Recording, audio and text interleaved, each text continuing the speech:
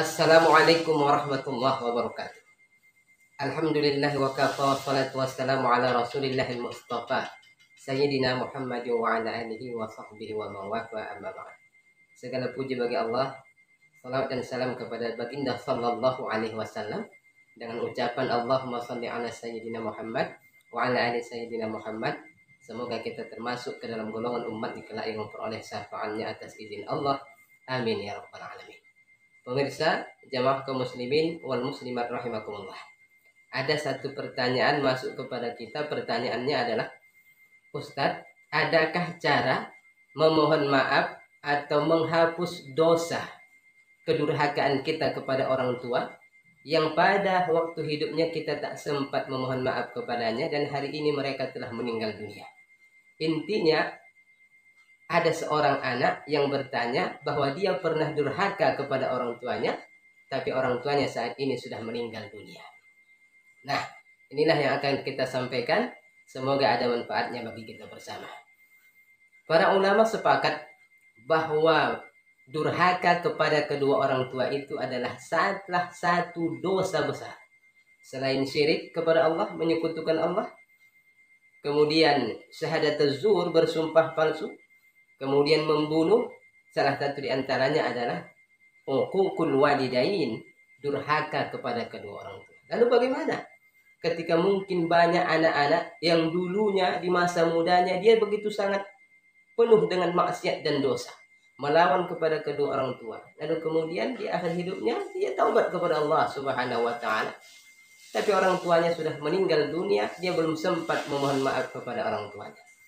Nah, para ulama mengatakan bahwa ada beberapa amalan, cara yang bisa kita lakukan agar dosa durhaka kita kepada kedua orang tua itu bisa dihapuskan Allah Subhanahu wa taala. Salah satunya Imam An-Nawawi.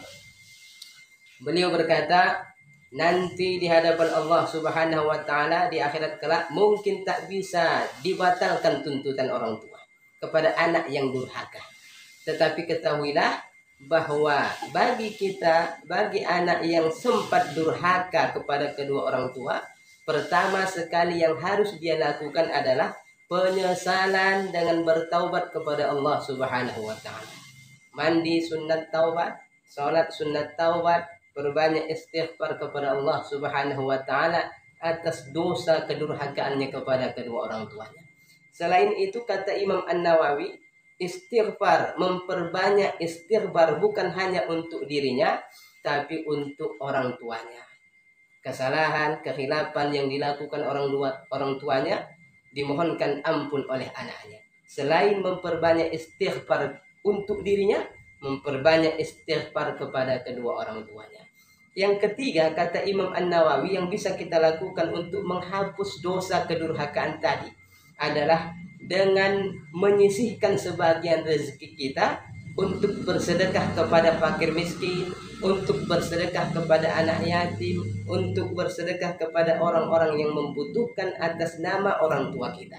Berimpak kepada masjid, berimpak kepada pesantren-pesantren, berimpak kepada panti-panti asuhan, untuk amalan soleh, amalan sosial atas nama orang tua kita. Bersedekah mewakili orang tua kita. Lalu kemudian yang keempat, kata Imam An-Nawawi, yang bisa kita lakukan untuk menghapus dosa kedurhakaan itu adalah memuliakan orang-orang yang dahulu dia muliakan selama dia hidup di dunia. Contoh, ada guru-guru mengaji atau guru-guru pembimbing dia dalam fikih ibadah, mengaji Al-Quran, mengaji tauhid dan lain sebagainya yang dia muliakan. Maka kata Imam An-Nawawi, salah satu amalan yang bisa kita lakukan, muliakan orang-orang yang dulu dia muliakan. Gurunya dia muliakan, ada sahabat yang dia muliakan, ada jiran tetangga yang dia muliakan, maka muliakanlah orang-orang yang dia muliakan.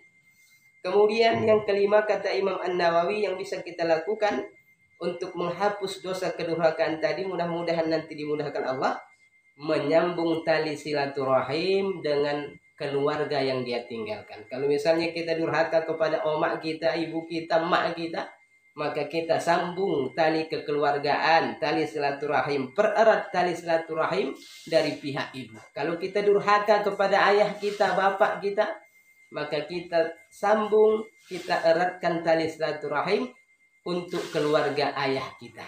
Kemudian yang terakhir kata Imam An-Nawawi, berbuat baiklah dengan perbuatan baik apapun, dengan selalu menyelipkan nama orang tua kita atas perbuatan kita. Contoh, kita zikir la ilaha illallah tahlil, kita zikir tahmid, kita zikir tasbih, selipkan nama orang tua kita untuk kebaikan kita itu. Kita mengaji Al-Quran, ya Allah ya Rahman ya Rahim, atas ayat-ayat yang kubacakan ini mudah-mudahan ada pahala yang mengalir untuk kedua orang tua. Kita sholat sunnah dan lain sebagainya, selipkan nama orang tua kita dalam semua kebaikan yang kita lakukan, agar mudah-mudahan dengan kebaikan itu nanti pada akhirnya orang tua kita ridho kepada kita, dan insya Allah ridha Allah pun akan kita dapatkan. Mudah-mudahan bermanfaat, dan mudah-mudahan bagi anak-anak yang dahulu durhaka kepada kedua orang tuanya, taubatlah, taubatun nasuha, agar mudah-mudahan nanti apa yang kita harapkan dari ridho Allah itu bisa kita dapatkan dari ridho kedua orang tua kita. Yang masih punya ayah dan ibu, raihlah ridho mereka, karena surga, pintu surga kita selagi orang tua kita masih hidup masih bisa kita raih. Bagi anak laki-laki, pintu surganya sampai mati ada pada kedua orang tuanya, khusus kepada ibunya.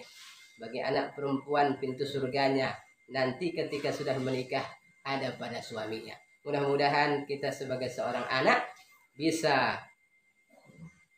menjadi anak yang lebih baik dan terhindar dari dosa kedurhakaan kepada kedua orang tua. Itu saja mungkin yang dapat disampaikan. Mudah-mudahan bermanfaat dan ada keberkahan, kebaikan yang bisa kita peroleh dalam kehidupan dunia dan akhirat. Amin ya rabbal alamin. Wassalamualaikum warahmatullahi wabarakatuh.